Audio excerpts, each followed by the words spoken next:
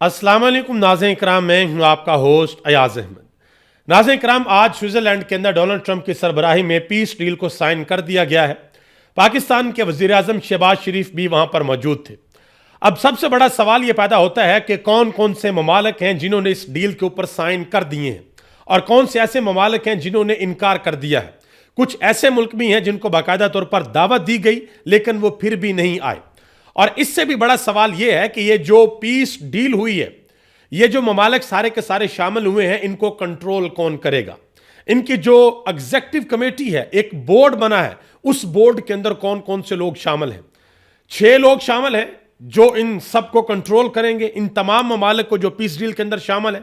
और आप हैरान होंगे कि उन 6 बंदों के अंदर कोई एक भी मुस्लिम मुल्क से कोई बंदा नहीं है और ना ही कोई मुसलमान है। उनकी तफसीलात आपके सामने रखने के लिए जा रहा हूं। दूसरी तरफ यह दावा किया जाता था, यह बयानियां बनाने की कोशिश की जाती थी कि इमरान खान यहूदी एजेंट है, यह पाकिस्तान के अंदर वो काम करना चाहता है जो इसराइल करवाना चाहता है। लेकिन आज बहुत सी चीजें बेनकाब हुई हैं, आज बहुत से पर्दे उठे हैं और कुछ ट्वीट्स हैं पुराने जो कि उन लोगों की जानिब से किए गए थे जो इमरान खान के ऊपर यह तोहमत लगाते थे, इल्जाम लगाते थे कि इमरान खान इसराइल के एजेंट हैं। वो भी आपको बताता हूं। चाइना और रशिया ने जिस तरीके से रिस्पॉन्ड किया है उसके ऊपर भी बात करते हैं। इमरान खान को आज कैद के अंदर 900 दिन भी मुकम्मल हो चुके हैं। इस हवाले से आज सुहेल खान अफरीदी ने अपनी कबीना से बात करते हुए अहम तरीन स्टेटमेंट दी है। इसके अलावा मौलाना फजल रहमान ने भी 8 फरवरी को यौम स्याह मनाने का ऐलान किया। ये सारी तफसीलात आपके सामने रखने के लिए जा रहा हूं। गुजारिश करूंगा कि वीडियो को लाइक करके चैनल को सब्सक्राइब कर दें ताकि इंफॉर्मेशन का सिलसिला आप लोगों तक पहुंचता रहे। नाज़रीन कराम, सबसे पहले नंबर पे स्विट्जरलैंड के अंदर जो वर्ल्ड इकोनॉमिक फोरम का इजलास चल रहा है 2026 का, वहां पर हेड ऑफ स्टेट्स जमा है। डोनाल्ड ट्रंप ने वहां पर जो अमन फोर्स है, जो अमन पीस डील है, उसके ऊपर साइन किए हैं और पाकिस्तान के वजीर आजम शहबाज शरीफ भी वहां पर मौजूद थे। उस पीस डील के ऊपर साइन करने के बाद तकरीब से जो बात की है डोनाल्ड ट्रंप ने, वो जरा आप सुनिएगा। उन्होंने कहा कि हमास ने हथियार ना डाले तो उनका खात्मा करेंगे। ये वाज़ेह तौर पर डोनाल्ड ट्रंप ने कहा है। अब अगर मुसलमान ममालिक की अफवाज वहां पर गजा में जाती हैं तो क्या फिर वो लड़ेंगी? और अगर वो लड़ेंगी तो फिर आगे जो स्टेटस है वो क्या होगा? आगे जो बातें हैं वो बड़ी पचीदा बातें, कुछ ऐसी बातें हैं जो कबल अज़ वक्त होगा कि अभी मैं आपके सामने करूं, लेकिन आने वाले वक्त में वो सारी की सारी चीजें खुलेंगी। मिसाल के तौर पे मैं एक छोटी सी चीज आपको समझा देता हूं। अगर कोई मुसलमान मुल्क, मैं पाकिस्तान की बात नहीं कर रहा, बाकी जो मुसलमान मुल्क हैं उनकी बात भी कर रहा हूं, कोई मुसलमान मुल्क अपनी फौज गजा के अंदर भेजता है और वहां पर अगर जो वहां की मज़ाहमती फोर्स है हमास, वो इनकार कर देती है कि भाई हम तो हथियार नहीं डालेंगे, हम सरेंडर नहीं करेंगे, और अगर मुसलमान ममालिक की फौज और हमास के दरमियान लड़ाई होती है तो दोनों तरफ जो शहीद होंगे उनका स्टेटस क्या होगा? किसको कहा जाएगा कि ये हक पर है और किसको कहा जाएगा कि ये बातिल है? ये एक बहुत बड़ा सवालिया निशान है। अब जरा आगे आ जाएं। डोनाल्ड ट्रंप ने आज वाज़ेह तौर पर कहा, उन्होंने कहा जी हमारे साथ वादा किया गया है कि हम हमास को गैर मुसल्लह करेंगे। उन्होंने कहा कि वो अरब ममालिक नहीं लेकिन अरब ममालिक के नजदीक हैं, उन्होंने हमास को खत्म करने का वादा किया है। ये डोनाल्ड ट्रंप ने आज बिल्कुल खुल के कह दिया है। डोनाल्ड ट्रंप की पॉलिसी से दुनिया इस वक्त मुत्तफिक नहीं है, उनके ऊपर बहुत सी दुनिया तनकीद कर रही है, लेकिन डोनाल्ड ट्रंप के अंदर एक बात ऐसी है जो कि हर किसी के अंदर होनी चाहिए, छुपा कुछ नहीं रहा। वो हर एक को सरेआम, वो कह रहे हैं ना कि कहते हैं ना कि एक्सपोज करना, बता देना कि भाई ये ऐसा मेरे साथ कर रहा है, ये ऐसा मेरे साथ कर रहा है, वहां से मुझे ये डिमांड आ रही है, इधर मेरे ये तरले मारे जा रहे हैं। वो हर चीज खोल कर रख देता है कि जो मैं करने जा रहा हूं और जिनसे करवाने के लिए जा रहा हूं उनसे मेरी ये बात हुई है और ये कमिटमेंट हुई है। अब जरा आगे आ जाए जी। पाकिस्तान के वजीर खारजा जनाब इसहाक डार साहब, पाकिस्तान के वजीर आजम जनाब शहबाज शरीफ साहब और बिलावल भुट्टो जरदारी साहब भी वहां पर मौजूद थे। पाकिस्तान के field marshal general Asim Munir भी वहां पर मौजूद थे। उनकी तुर्क वजीर खारजा के साथ मुलाकात भी हुई, तस्वीरें सामने आई हैं। और अमेरिका के जो वजीर खारजा हैं मार्को रूबियो, उनके साथ भी मुलाकात हुई। और एक मुलाकात जनरल आसिम मुनीर, पाकिस्तान के वजीर आजम शहबाज शरीफ और बिलावल भुट्टो जरदारी के दरमियान भी हुई। वो एक टेबल के ऊपर तीनों बैठे हुए हैं। क्या डिस्कस हो रहा है इसके बारे में नहीं पता, लेकिन ये तस्वीर सामने आई है। अब जरा आप सुन लें उन ममालिक के नाम जिन्होंने आज दस्तखत कर दिए हैं इस पीस डील के ऊपर।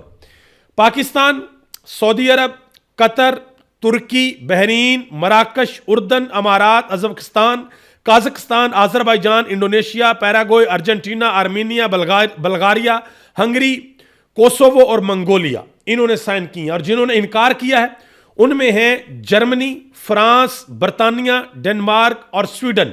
और हमारा हमसाया भारत, उनको बाकायदा तौर पर इनवाइट किया गया, लेकिन फिर भी वो इस पीस डील के अंदर शामिल नहीं हुए। चाइना और रूस भी इसके अंदर शामिल है, वो भी इसका हिस्सा बनने के लिए नहीं जा रहे। अब डोनाल्ड ट्रंप कहते हैं कि गजा समंदर के किनारे जमीन का खूबसूरत टुकड़ा है, लोग वहां पर बहुत अच्छी जिंदगी गुजारेंगे। लेकिन आप हैरान होंगे कि उस खूबसूरत बीच के ऊपर जो इन्होंने कंस्ट्रक्शन करनी है, जो कुछ इन्होंने बनाना है, वहां पर गजा के वासियों को जाने की इजाजत नहीं मिलेगी। आगे आ जाए जो सबसे अहम तरीन और बड़ी बात है, ये जो पीस बोर्ड बना है, ये जो इस अमन डील के ऊपर साइन हुई है, जितने भी ममालिक इसके अंदर शामिल हैं, उन सब ममालिक के ऊपर एक एग्जीक्यूटिव बोर्ड बैठेगा, एक बड़ी कमेटी बैठेगी जो इनको कंट्रोल करेगी, जो इनको बताएगी कि आपने ये करना है और ये नहीं करना, जो इनको बताएगी कि भाई ये हमारे मुतालबात हैं, ये हमने अचीव करना है और इस तरीके से तुम अचीव करोगे। अब जरा सुनिएगा वो 6 लोग कौन हैं। सबसे पहले नंबर पे अमेरिका के वजीर खारजा मार्को रूबियो, दूसरे नंबर पे अमेरिका के स्पेशल एनवॉय हैं मिडिल ईस्ट के, ठीक है, उनका नाम है स्टीव वुडकॉफ। इसके अलावा जैरेड कुशनर जो कि डोनाल्ड ट्रंप के सन-इन-लॉ हैं। इसके अलावा टोनी ब्लेयर जो कि साबिक का वजीर आजम है बरतानिया के। इसके अलावा मार्क रोमन जो कि सीईओ हैं अपोलो के। इसके अलावा अजय भंगा जो कि वर्ल्ड बैंक के प्रेसिडेंट हैं। और इसके अलावा रॉबर्ट ग्रेबियल जो कि सेक्रेटरी एडवाइजर है। ये 6 के 6 लोग हैं। इन 6 के 6 लोगों का किसी मुसलमान मुल्क से कोई तल्लक नहीं है और इन 6 लोगों में कोई मुसलमान भी नहीं है। ये 6 लोग इन सारे के सारे ममालिक को कंट्रोल करेंगे जिन्होंने इस पीस डील के ऊपर साइन किया है, जिसमें पाकिस्तान भी शामिल है। आगे आ जाएं जी। चाइना ने वाज़ेह तौर पर यह बयान दिया है कि दुनिया दोबारा जंगल के कानून की तरफ नहीं लौट सकती जहां पर ताकतवर कमजोर को कुचल दे। यह वर्ल्ड इकोनॉमिक फोरम के ऊपर वाज़ेह तौर पर यह बयान चाइनीज ऑफिशियल की जानब से दिया गया है। इसके अलावा जो बात रशिया ने की है वो भी जरा सुन ले। रशिया के सदर पुतिन ने वाज़ेह तौर पर इसमें शामिल होने से इनकार किया है। उन्होंने कहा जी किसी नाम नहाद अमन कौंसिल में हम शामिल नहीं होंगे जब तक अक़वाम मुत्तहिदा की करारदादों के मुताबिक फ़लस्तीन की आवाम की मुकम्मल हकूक़ की ज़मानत नहीं दी जाती। अब अंदाज़ा लगाएं, वैसे तो ये रिस्पॉन्सिबिलिटी जो दुनिया के अंदर मुस्लिम ममालिक हैं उनकी बनती है कि वो ये बात रखें, सामने खड़े हो जाएं कि जब तक यूनाइटेड नेशन की जो रेजोल्यूशंस हैं उनके मुताबिक फ़लस्तीनियों को उनका हक नहीं मिलता, हम किसी तरह के ऐसे डिकोसले के अंदर नहीं जाएंगे। लेकिन मुसलमान ममालिक डोनाल्ड ट्रंप की इस पीस डील के अंदर शामिल हो गए। आगे आ जाएं जी। इमरान खान के खिलाफ कई सालों तक यह प्रोपेगेंडा चलाया गया, यह बयानिया बनाया गया कि इमरान खान यहूदी एजेंट है, इमरान खान को पाकिस्तान के अंदर इंस्टॉल किया हुआ है, इमरान खान पाकिस्तान का पता नहीं क्या कर देगा, जब पाकिस्तान की भागदौड़ इसके हाथ में आएगी तो यह इसराइल को तस्लीम कर लेगा। लेकिन हुआ क्या, वो आज मेरे और आप सबके सामने है। कुछ पुराने ट्वीट्स हैं जो जरा मैं आपके सामने रख दूं, जरा आपकी मेमोरी फ्रेश हो जाए कि इमरान खान के बारे में किस तरीके से एक बयानिया बनाने की कोशिश होती थी। अताउल्लाह तारड़ साहब जो आज पाकिस्तान के वफाकी वज़ीर इत्तलात हैं, वो जनाब मोहतरम कहा करते थे, 2024 में उन्होंने ट्वीट किया था कि रियासत मदीना का नारा लगाने वाले दरअसल इसराइल को तस्लीम कराने के एजेंडा पर अमल पैरा थे। यह इमरान खान की हुकूमत गिरने के बाद की बात है। कहते हैं कि रियासत मदीना का नारा लगाने वाले दरअसल इसराइल को तस्लीम कराने के एजेंडे पर अमल पैरा थे। आज इसराइल टाइम्स ने इमरान न्याजी के हक में लिखकर और उसके जरिए इसराइल को तस्लीम करवाने की तजवीज़ देकर यह हकीकत वाज़ेह कर दी है। इमरान न्याजी शुरू से ही इस एजेंडे पर अमल पैरा था। हम मजलूम फलस्तीनियों के हक के लिए हर सतह पर आवाज़ उठाते रहेंगे। ये ट्वीट है जनाब मोहतरम इज्जत माब अता तारड़ साहब का। आगे आ जाए मोहतरमा मरियम नवाज साहबा, उनका ट्वीट भी आपके सामने रखता हूं। उन्होंने फरमाया था कि फितना खान पूरे पाकिस्तान में वाहिद शख्स तुम हो जिसका इसराइल से बराह रास्त खानदानी वास्ता है। एक मुसलमान पाकिस्तानी के मुकाबले में जैक गोल्डस्मिथ की इलेक्शन कैंपेन करने वाले मैं तुम्हें वार्निंग देती हूं, झूठ बोलने से बाज आ जाओ वरना मुंह छुपाने की जगह नहीं मिलेगी। अब तारीख बताएगी कि मुंह छुपाने की जगह किसको नहीं मिलेगी। अब आगे वक्त डिसाइड करेगा कि इसराइल के साथ वर्किंग रिलेशन किस किस मुल्क का कैसा होगा। बहरहाल आज के दिन जिस वक्त ये पीस डील साइन हो रही थी और शहबाज शरीफ और डोनाल्ड ट्रंप बिल्कुल पास पास बैठे हुए थे, आपस में सरगोशी भी उन्होंने की और बाकायदा तौर पर शहबाज शरीफ ने इशारा भी किया किसी की जानब। तो सारे लोग ये समझ रहे हैं कि शहबाज शरीफ ने डोनाल्ड ट्रंप को कहा कि हमारे जो फील्ड मार्शल हैं वो भी यहाँ पर आए हुए हैं, या जो मेरी टीम है पाकिस्तान से लोग हैं वो भी यहाँ पर आए हुए हैं। तो डोनाल्ड ट्रंप ने वाज़ेह तौर पर इशारा भी किया, जो उनका एक मखसूस स्टाइल है। बहरहाल एक वीडियो बहुत ज्यादा सोशल मीडिया पर वायरल हो रही है। ऊपर इमरान खान का बयान चल रहा है और नीचे डोनाल्ड ट्रंप और शहबाज शरीफ की सरगोशी की वीडियो चल रही है।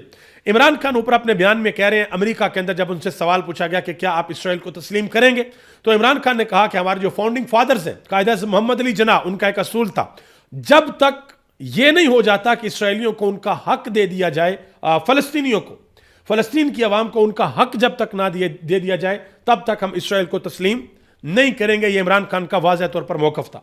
और इसके ऊपर हामिद मीर साहब भी वाज़ेह तौर पर एक वीलॉग कर चुके हैं, जिसमें उन्होंने बताया था कि जनरल बाजवा को शक था कि इमरान खान फौज का यस मैन होगा, लेकिन ऐसा नहीं हुआ। जनरल बाजवा ये चाहते थे कि इमरान खान इसराइल को अंगेज करें। इमरान खान ने जनरल बाजवा को बाकायदा तौर पर इनकार किया और यह कहा कि मेरा भी वही मौक़िफ़ है जो कायद आज़म मोहम्मद अली जिन्ना का था, हम इसराइल को तस्लीम नहीं करेंगे। आगे आ जाए जी। मौलाना फजल रहमान ने आज पाकिस्तान की पार्लियामेंट के अंदर इंतहाई अहम खिताब किया है, लेकिन असल पता तब चलेगा जब ये मैदान अमल के अंदर उतरेंगे। मौलाना फजल रहमान ने आज ये ऐलान किया कि 8 फरवरी को वो भी यौम स्याह मनाएंगे। पाकिस्तान तहरीक इंसाफ, तहरीक तहफ़्फ़ुज़ पाकिस्तान भी पूरे मुल्क के अंदर एहतजाज करने के लिए जा रही है, पहिया जाम हड़ताल होगी। उन्होंने भी ऐलान किया कि वो भी एहतजाज करेंगे। मज़ीद उन्होंने कहा कि हमें इस 27वीं तरमीम में दी गई इस्तिश्ना और ताहयात मुराद को ख़त्म करना होगा। उन्होंने कहा कि ना जमहूरियत में इसकी कोई जवाज़ है और ना ही इस्लाम में इसका कोई जवाज़ है। यह मौलाना फजल रहमान ने बात की। यह भी कहा कि हमारे यहाँ आइन की कोई हैसियत नहीं रह गई, हुकूमत की मर्जी है, जब चाहे कुरान और सुन्नत के मुनाफी हराम कानून साजी कर दे। तरमीम के लिए यहाँ जबरी अक्सरियत बनाई गई। अब आगे आ जाइए। इमरान खान को कैद के अंदर 900 दिन मुकम्मल हो चुके हैं, 900 डेज। 900 दिनों से इमरान खान कैद के अंदर है, जेल में है। पाकिस्तान तहरीक इंसाफ की क़यादत ने बड़ी कोशिश की, एहतजाज भी किया, लेकिन इमरान खान की जो रिहाई है वो अमल में नहीं आ सकी। तहरीक इंसाफ के कारकुनान से अगर आप बात करें तो ज़्यादातर लोगों का यह मौक़िफ़ होता है कि तहरीक इंसाफ की जो लीडरशिप है वो बुज़दिल है और इनकी प्लानिंग स्ट्रॉन्ग नहीं होती। अगर लीडरशिप फ्रंट पे आके लीड करे, अगर लीडरशिप 12 ज़िले क्रॉस करके ना भागे, तो कारकुन डट कर खड़े रहते हैं। कारकुन हर किस्म की मुश्किल बर्दाश्त करने को तैयार होते हैं। वो गिरफ्तारी भी बर्दाश्त कर लेते हैं, शेलिंग भी बर्दाश्त कर लेते हैं, सब कुछ बर्दाश्त कर लेते हैं, यहां तक कि कारकुनान ने जानें भी दी हैं। लेकिन कारकुनान ये समझते हैं कि जब तक हमारी लीडरशिप डट के खड़ी नहीं होती, तब तक हम अपने मकासद के अंदर कामयाब नहीं होंगे। सुहेल वड़ाइच साहब ने एक बड़ी अहम बात की है, जिसको जरा पहले गौर से सुन लें, फिर जो सुहेल अफरीदी ने बातें की हैं वो आपके सामने रखता हूं। सुहेल वड़ाइच साहब ने कहा कि पहले जो सोचा जा रहा था कि शहबाज शरीफ की बजाय कोई और सेकंड ऑप्शन देखा जाए, उस प्लान को फिल वक्त मौखर कर दिया गया है।